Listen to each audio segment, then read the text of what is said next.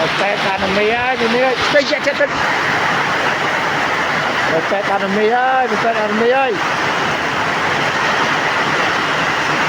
bạ hai mà bạ tới cái pet chặt hình rồi pet chặt hình rồi pet đó hai nè tất cả chết tinh đây cái đồ lên tức à ôi pet mini pet như này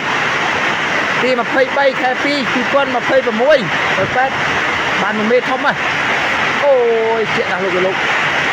chuyện stress mong đừng mà ha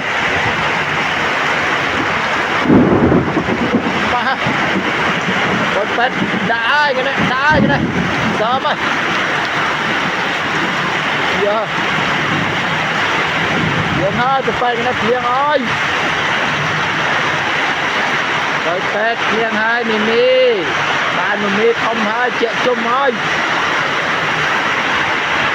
chua xe bạn ơi pet chua xe bạn ơi